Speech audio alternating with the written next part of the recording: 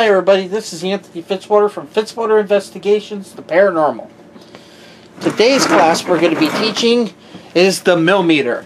As the last classes, if you remember correctly, I was not showing you my face until after I'm ready to show you the device. I'm just going to show you a screen, a PowerPoint with all the information, and then we'll go from there. Today's tools of the paranormal trade. The Mel Meter. The Mel Meter device is used to detect EMF and temperature. The electronic magnetic field, also EMF or EM field, is a physical field produced by electrically charged objects. It affects the behavior of charged objects in the vicinity of the field. The electromagnetic field extends indefinitely throughout space and describes the electromagnetic interaction. This is one of the four fundamental forces of nature. The others are gravitational, weak interaction, and strong interaction. EMF is a natural occurring byproduct of most paranormal activity.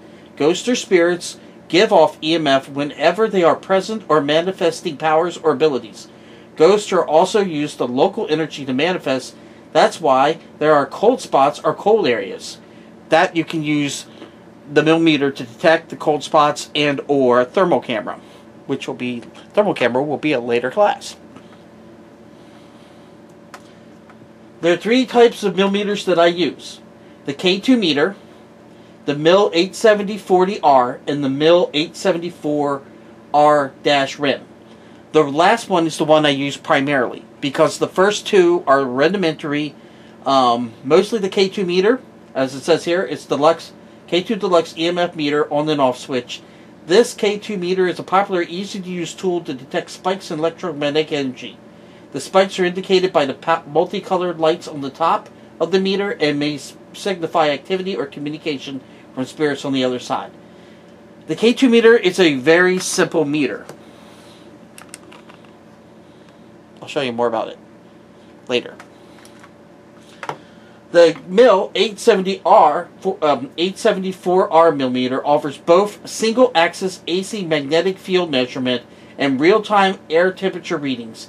Display illumination is red, so it doesn't saturate your eyes when working in dark areas. Readouts in the millijoules or the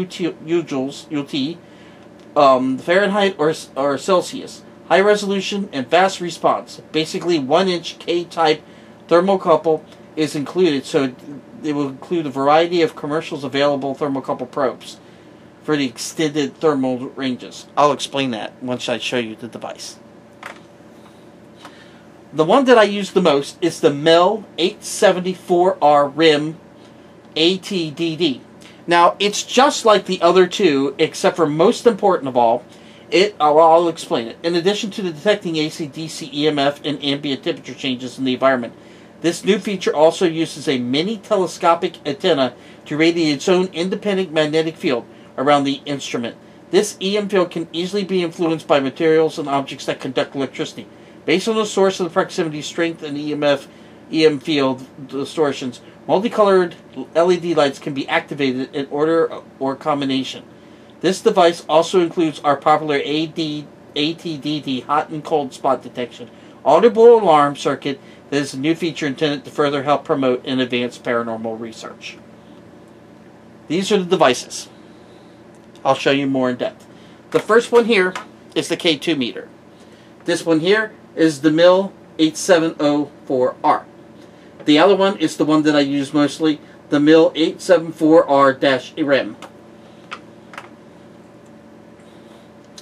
And now I'm going to show you how to use the devices. So I'm going to turn the camera over to me. Sorry.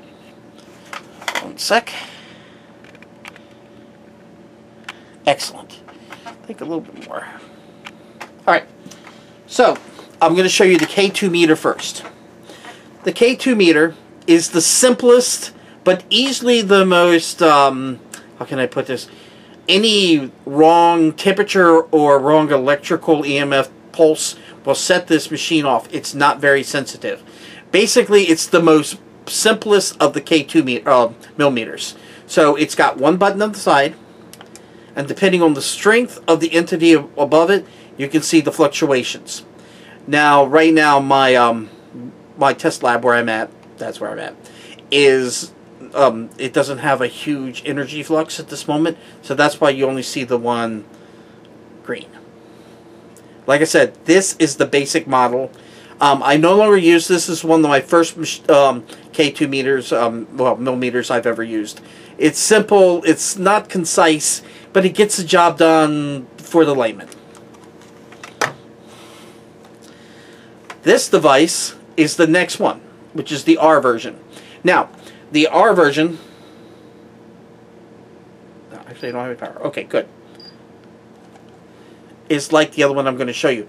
This piece right here is the temperature module. And the numbers here indicate the EMF level of the area. This device does not have any flashing lights above or noises to tell you anything is going on. It's an okay device, but I replaced it with a better device, and I'm going to show you that next.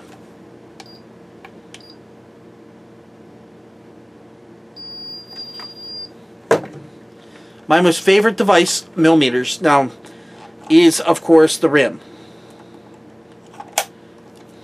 Give me a second, I'll turn it on.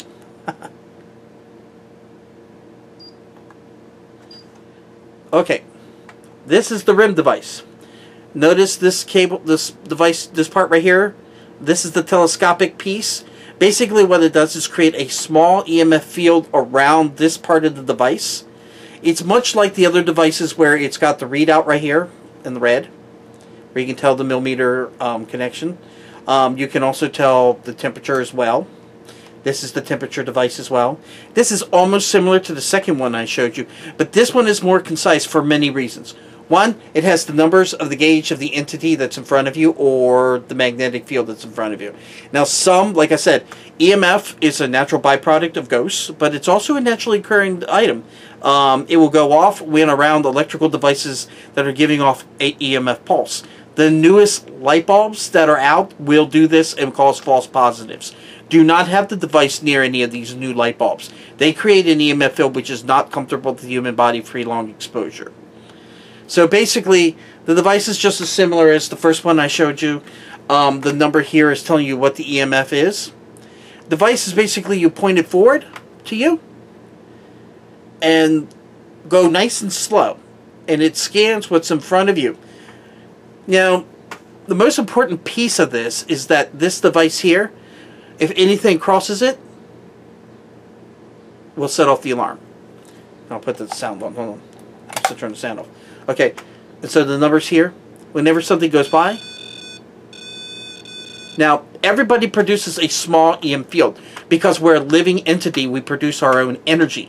And as I said before, EMF is a naturally occurring device because we give off electrical charges. Now, if a human puts their hands near it, you hear the device. Now, of course, I don't think anything's going to set the device off in my test lab. I don't think so. But still, the light bulbs above tell you the strength of the EMF field that is in front of you. This device is my primary detection device of spirits and ghosts. Basically, it's like my Geiger counter. It detects it, and I use it to track, and when I'm around them, it set the device off and it'll show me what power level they are. Entities that are within green or yellow, that's okay. Things that are in red are not. Usually of that kind of magnitude, you're dealing with something very old, if it's a spirit. Now, if you're dealing with some a regular, ordinary mechanical device error, you don't want your device near that because you can damage it pretty long if it's near a high EMF fault line. This is a very sensitive piece of equipment. It's very concise, very specific, and it will be like a bloodhound. It will not, nothing can escape this if it's an electrical based entity. It will detect it, and it will find it. And it will tell you that you're near it. And depending on level is. So that's the Mel meter. The most important piece of my arsenal. It's not really a weapon. It's a detection device. And the very important detection device because it tells you where and what level and what the temperature is. When you're in a room, all of a sudden it drops, say, 10 degrees, the device will tell you it dropped 10 degrees. You'll know it, of course, because you'll feel it. You'll see your breath. I hope this was informative. I just got back from a day one investigation. And I will continue doing this at least once a week. Next week, I'll be showing the thermal camera, which is another piece that I use, another piece of equipment that I use that always gives great results if you're in the environment. It doesn't show you anything if you're not in the proper environment, but when it works, just like this, it's spot on and you can't miss. That's why we use scientific pieces of evidence to find and prove the world around us, the larger world. Thank you, and have a pleasant day. And off it goes. Bye.